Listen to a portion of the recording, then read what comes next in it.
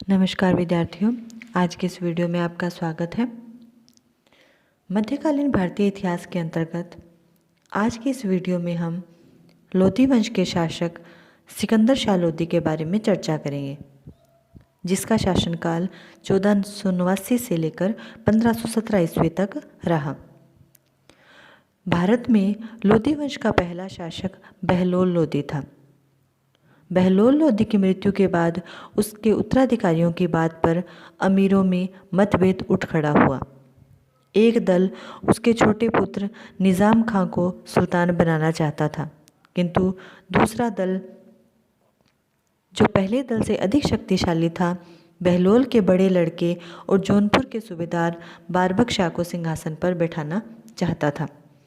परंतु इस लड़ाई के अंत में अमीरों के सहयोग से 17 जुलाई 1489 को निज़ाम खां सुल्तान सिकंदर शाह के नाम से दिल्ली के सिंहासन पर बैठ गया।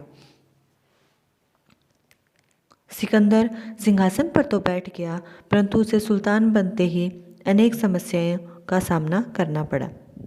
उसकी पहली समस्या तो अफगान सरदारों को यह दिखाना था कि वह किसी विशुद्ध अफगान से कम नहीं है।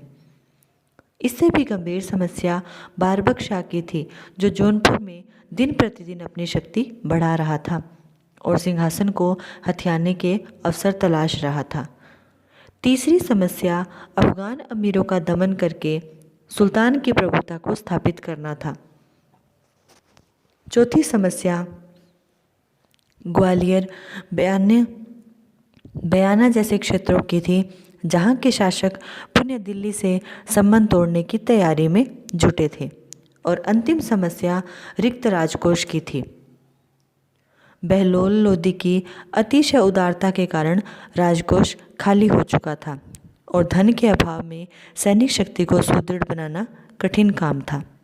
लेकिन सिकंदर लोधी ने धैर्य और साहस से काम लिया और इन सभी कठिनाइयों पर विजय प्राप्त की।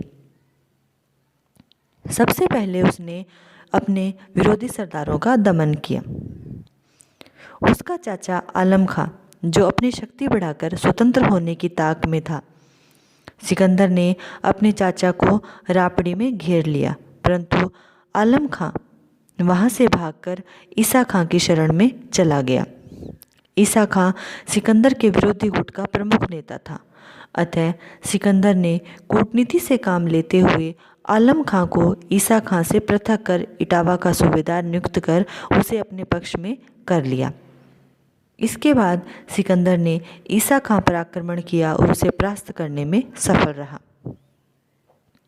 इसके पश्चात उसने अपने चचेरे भाई आजम हुमायूं की तरफ ध्यान दिया, क्योंकि वह भी सिंहासन का एक दावेदार था, और उसका भी दमन किया। इस प्रकार 1 वर्ष की अवधि में ही सिकंदर ने अपने विरोधी अमीरों को दबाने अथवा उन्हें अपने पक्ष में लाने में सफलता प्राप्त कर अपने चुनाव के औचित्य को सिद्ध कर दिया। इसके बाद सिकंदर लोधी ने बारबक शाह का दमन किया। हालांकि सिकंदर अपने बड़े भाई बारबक शाह के साथ अच्छे संबंध रखने को इच्छुक था, परंतु द्वैत राजतंत्र से उत्पन्न होने वाले संकट से भी वह परिचित था। अतः उसने बारबक शाह के पास एक शांति दूत भिजवा कर कहलवाया कि वह नाम मात्र के लिए दिल्ली सल्तनत की अधीनता स्वीकार कर ले और जौनपुर पर एक स्वतंत्र शासक की भांति शासन करता रहे। परंतु बारबक शाह ने सिकंदर के इस प्रस्ताव को ठुकरा दिया और दिल्ली पर आक्रमण करने की पूरी तैयारी कर दी। तब सिकंदर को भी उसका सामना करने के लिए दिल्ली से कूच करना पड़ा। कन्नौज के निकट दोनों भाइयों के मध्य भयंकर युद्ध हुआ, जिसमें बारबक शाह पराजित हुआ और बदायूं की तरफ भाग गया।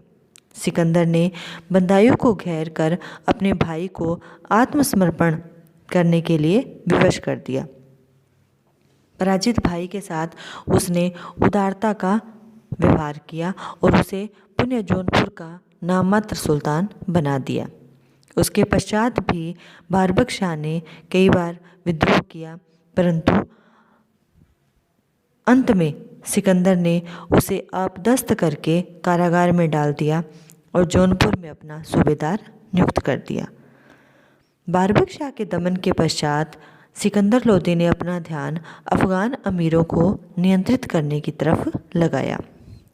वह अफ़गान सरदारों को उचित अनुशासन में लाने तथा ताज की प्रतिष्ठा को बढ़ाने के काम में जुट गया।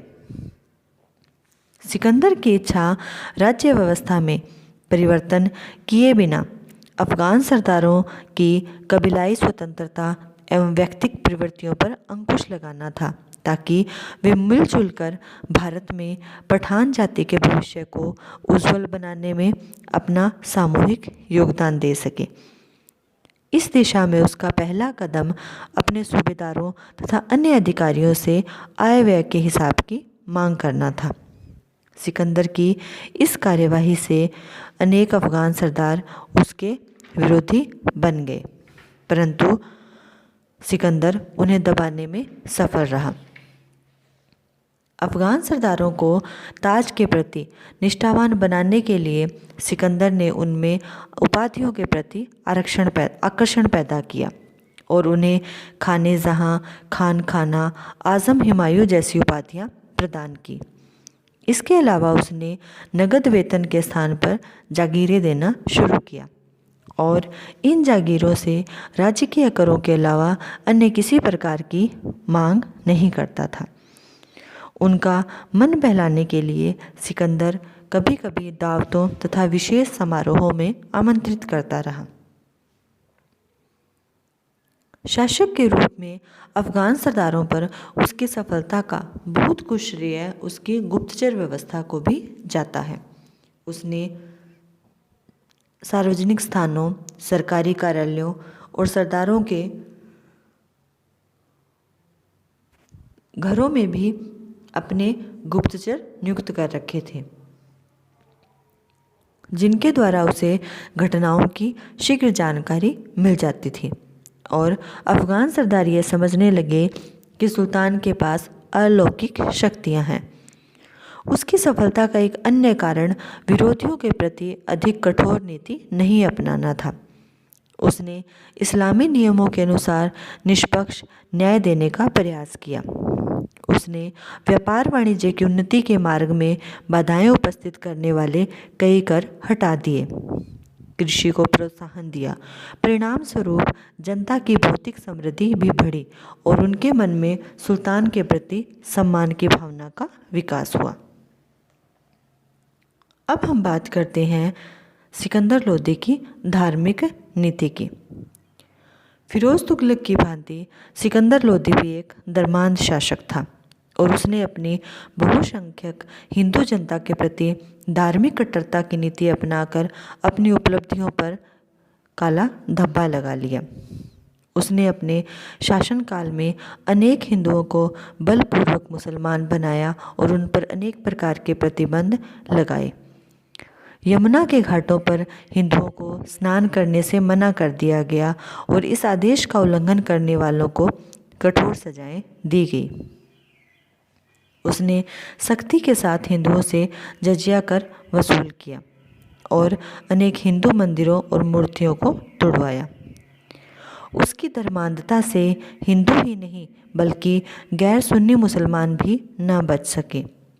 उसने शिया मुसलमानों द्वारा निकाले जाने वाले ताजियों पर प्रतिबंध लगा दिया और मुस्लिम स्त्रियों को संतों की मज़ारों पर जाने से रोक दिया। उसकी धर्मांधता ने उसकी बहुसंख्यक जनता को उसका विरोधी बना दिया और सुल्तान उनकी सहानुभूति एवं समर्थन से वंचित हो गया। विद्यार्थियों, अब हम बात करते हैं सिकंदर लोदी की विदेश नीति की। अन्य शासकों की भांति सिकंदर लोदी भी एक महत्वाकांक्षी शासक था और अपनी स्थिति को मजबूत करने के बाद उसने दिल्ली सल्तनत की सीमाओं का विस्तार करने का प्रयास किया। सबसे पहले उसने बिहार को जीतने का निश्चय किया। इसका मुख्य कारण यह था कि जौनपुर में हिंदू सरदारों ने उसके विरुद्ध जो विद्रोह किया था, उस विद्रोह की योजना भूतपूर्व शर्की सुल्तान हुसैन शाह को पुण्य जौनपुर के सिंहासन पर बैठाना था। हुसैन शाह इन दिनों बिहार में निवास कर रहा था और वह समय समय पर अफगान एवं हिंदू सरदारों से साठगांठ कर लोधी शासकों के विरुद्ध विद्रोह करवाता रहता था। ऐसी स्थिति में सिकंदर लोदी और हुसैन शाह के बीच युद्ध हुआ। सिकंदर लोदी ने उसे बनारस के निकट युद्ध लड़ने पर विवश किया। इस युद्ध में परास्त होकर हुसैन शाह भाग खड़ा हुआ। सिकंदर ने भागते हुए शत्रु का पीछा किया और बिहार का अधिकांश भाग जीतकर अपने राज्य में मिला लिया। वह कुछ दिनों तक बिहार में रहा और जीते हुए प्रदेश की उचित शासन व्यवस्था की। बिहार में रहते हुए उसने तिरहुत पर आक्रमण किया और वहाँ के राजा ने उसकी अधीनता स्वीकार कर ली। उसके पश्चात उसने बंगाल की ओर ध्यान दिया। बंगाल का सुल्तान अलाउद्दीन बिहार को अपने राज्य का अंग और हुसैन शाह शर्की को अपना एक करद राजा समझता था। अतः सिकंदर लोदी के बिहार आक्रमण से वह क्रोधित हो उठा और उसने अपने पुत्र के नेतृत्व में एक सेना दिल्ली की प्रगति को रोकने के लिए भेज दी। उधर सिकंदर ने भी एक सेना उनके विरुद्ध भेजी, परंतु दोनों ही पक्षों में बिना युद्ध लड़े ही संधि हो गई।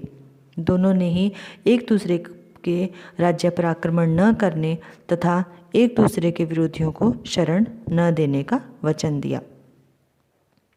इसके पश्चात सिकंदर लोदी ने धौलपुर और ग्वालियर को जीतने की योजना बनाई।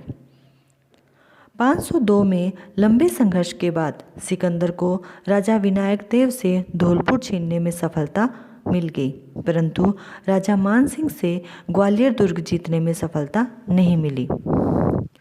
यद्यपि राजा मान सिंह ने सुल्तानों का कभी विरोध नहीं किया, परंतु उनकी अधीनता भी उसने स्वीकार नहीं की।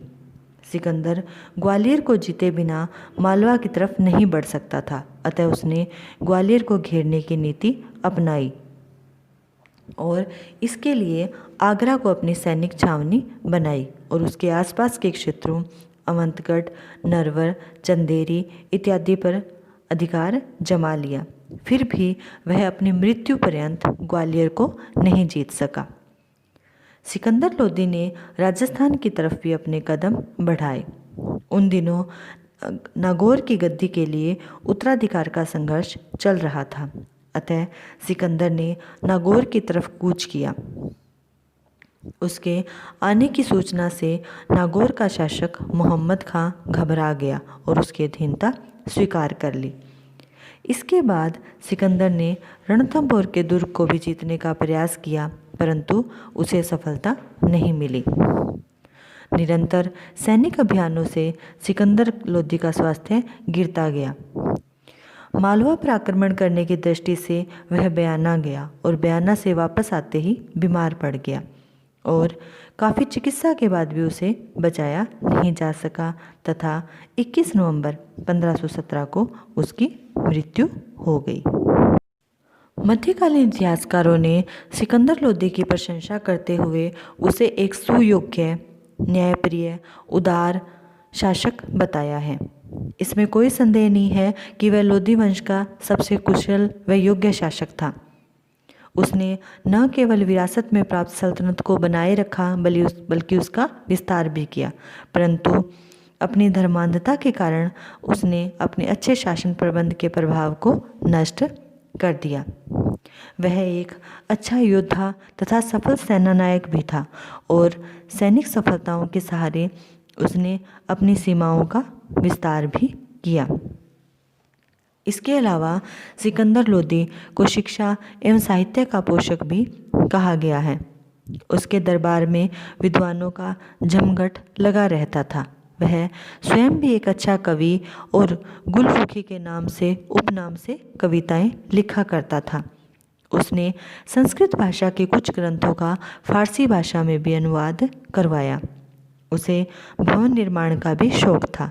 उसने आगरा को अपनी दूसरी राजधानी बनाया तथा इस नगर को भव्य इमारतों, मस्जिदों व सरायों से सुशोभित किया। दिल्ली में बहलोल लोदी का मकबरा भी उसी ने बनवाया था। उसके चरित्र और व्यक्तित्व की सबसे बड़ी कमी उसका धर्मांध होना था, क्योंकि उसने अपनी बहुसंख्यक हिंदू प्रजा की ओर ध्यान नहीं दिया था। सिकंदर लोदी की सबसे बड़ी सफलता बहलोल लोदी के राजत्व सिद्धांत के स्थान पर ताज की प्रतिष्ठा को पुनः स्थापित करना था। अब्दुल्ला ने लिखा है कि बहलोल ने ताज की प्रतिष्ठा को गिराकर अपने अफगान सरदारों को विशेष सुविधाएं व सम्मान प्रदान किया और उनके आय व्यय के मामलों में वह बहुत कम हस्तक्षेप करता था, परंतु सिकंदर ने बहलोल के समकक्षों में प्रथम के सिद्धांत को बदल दिया। उसने अपने सरदारों से ताज के प्रति उचित सम्मान व आचरण की मांग की और जिन सरदारों ने जरा भी अशिष्टता का आचरण किया उनके खिलाफ सख्त कार्यवाही की। इस प्रकार बहलोल लोदी ने ताज की प्रतिष्ठा को पुनः कायम किया और यह उसकी एक बहुत बड़ी उपलब्धि थी। अगर उसमें धर्मांधता का अवगुण नहीं होता तो उसकी गिनती भी विश्व के श्रेष्ठ शासकों में से की जाती। तो विद्यार्थियों, आज की इस वीडियो में हमने सिकंदर लोदी के बारे में अध्ययन किया। उम्मीद करती हूँ आपको ये वीडियो पसंद आया होगा। धन्यवाद।